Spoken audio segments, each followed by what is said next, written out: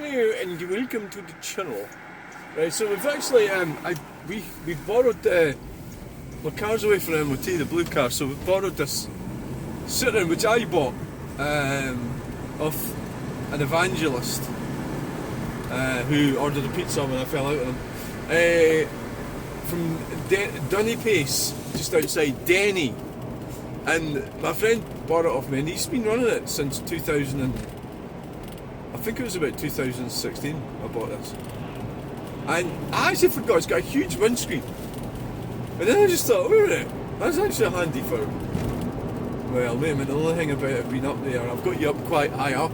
One of the problems I suppose would be that if it rains, you know, the wipers don't go up that far. Yeah. So let's see what it looks like once we've got. So I've got you quite far up and away from me, you know, which, yeah. So.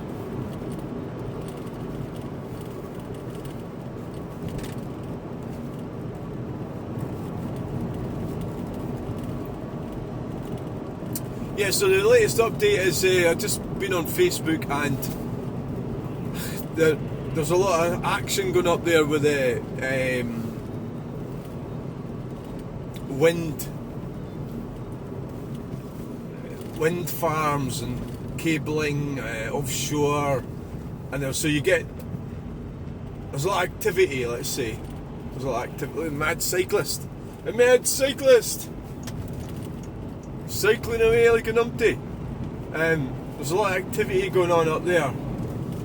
So there's the apologists. So there's women complaining about it, which is the right thing to do, because they're fitting all these cables and stuff and digging, and they've filled the Garvick Hills with wind farms, right? So what I did was I got some information. This guy says, "Oh, you're being a hypocrite, aren't you? Because you expect your lights to work." So what we've actually said is that the government has chosen the most expensive way to achieve net zero possible, and therefore it is the right. You know, you have a right to object to what they've chosen to do, as in they've chosen to spend your taxpayers' money to disrupt your community in that way, rather than this guy sitting there going. So he must think that's the only way is to use wind farms and battery storage facilities, instead of going, wait a minute, there's other ways to do this, which I provided for this dumpling, which is small modular reactors. And so basically the reason that you don't know about that and I didn't know about it is because they don't want you to know about it. They're not saying that in the news because that's not what they're pushing. So this is how corporations are pushing their profit-making agenda. So the other example was the farming thing. Bill Gates, you know, so owns most of the farmland in America. So they're going, who's going to own Scotland? Who's going to own England? All the farmland in Scotland and England.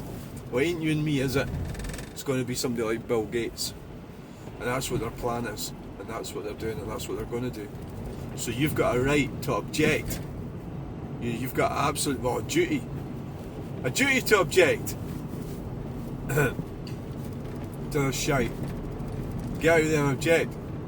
So, like that guy, his name's Ash Darling, is his name, and he's pulling this woman up and accusing her of being a hypocrite. So, fortunately, I came across it, and I'll see what he says, but I don't think he's very bright, actually. There's a lot of Scottish nationalist mentality coming out with this as well. This notion that they always latch on to, Nats always latch on to grievance. So the electric that's been produced up here has been shipped off down to England, you know. It's actually laughable. They always come away with that Numpty Nat grievance, and they're always like missing the point by a country mile, or they always turn it into their grievance narrative. So it's just really narrow-minded, you know. It's not looking at the bigger picture even slightly, you know. It's just pathetic, actually. you know, and that's all they're ever going to do, and it's because they can't really open their minds up any further than their own surroundings, what they've got. And so the Nat grievance up in Aberdeenshire, where I'm talking about, Inverbervie and Johnshaven, where I used to live, is obviously I've got the same problems down here in Stirling. That's a different thing. We'll talk about that some other time. But so up there, they've got all these wind farms they've already been erected, and they're putting battery storage facilities in Arbuthnott. It was a little picturesque little country village, a beautiful little village, and they're putting this battery. I don't know if they've done it or they've started doing it.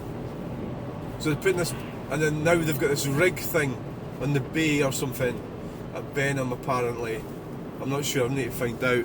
There's a truck with farm food. Putting this underground cables in, so disruption and everything. So basically, what we're saying is that all this is unnecessary. Is the point that I made to that guy, the guy called Ash Darling, who seems to be a bit of a twat, right? That's what I says to him, that there is other alternatives to reach net zero, and for some reason the government doesn't want to attempt these other methods. You know, why? Well, they don't want to advertise them at least at all, which is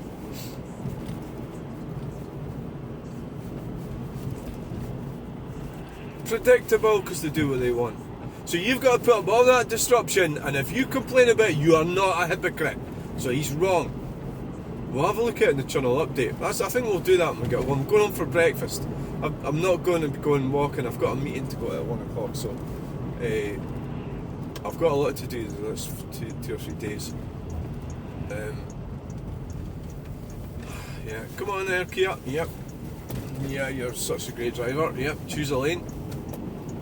Choose both lanes if you don't know which lane to choose.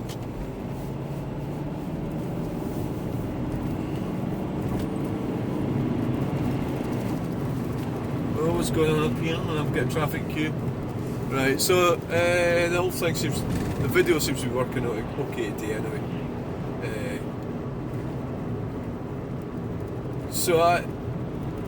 You've really got to work out how you go about these things. You've got a voice and you use it. There's a lot of people, I knew people that say, oh, what are you going on about that for? Why didn't you just accept everything? Why? You don't have to accept everything. But it doesn't mean to say you have to go to war with everybody either, you know. But you can put your voice out. Put your voice out. So that, I mean, I'm arguing like I don't even live there anymore, but it's relevant to what happens in all these communities up and down the country of England, Scotland, Northern Ireland and Wales. It's fucking relevant. So they're wasting our money on stuff that they've decided they're going to do to reach net zero, which is another thing that they've decided that's what they're doing, and we've got to pay for it. So we've got a damn fucking right to object. Of course we have. It's incredible to think that you shouldn't be. The amount of people laughing at that woman on that Facebook page from Inverbervie, they're just thick bastards, you know. Absolutely dumb. I always start analogies with Nazi Germany all the time. When I start what happened then, when we start getting into it all, the brown shirts, you know, and how they're going to. So they'd have somebody like me who's objecting, they'd have me locked up or something. By Numpties would go and report me, and the Gestapo would come round, take me away for objecting to what's going on, for criticising the orthodox net in this situation is net zero numptiness. Is what it is. Okay, so I hope I covered that. Right, so video ideas. I wanted to go and video in Falkirk. It's bugging me. I left Falkirk Stadium yesterday and I noticed they're putting pylons on that, and it looks like they're putting a bridge in. I just want to go and have a look. That's Westfield roundabout, and I didn't do it. I should have done it yesterday, and so I'm going to have to go back there, but I don't have time to do it today. I'll try and fit it in somehow. I might even go over there later. Yeah, I might do. See, yeah. But apparently they're shutting the road from Earlsgate roundabout to Falkirk. Apparently that'll be chaos.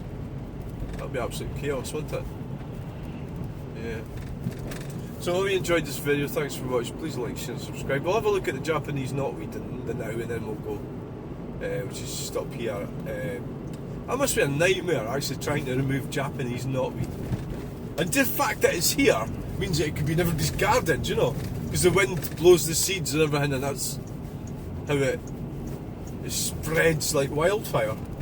So they were up here, right up here they were this morning. And maybe they were just out there taking the Harris fencing away. If you look to your right, it's one bit of a disadvantage of having the pickaxe. Yeah, it's all gone. So yeah, they've taken all the equipment away. Thanks for watching this video. Please like and subscribe. We'll get you in the next one. Bye.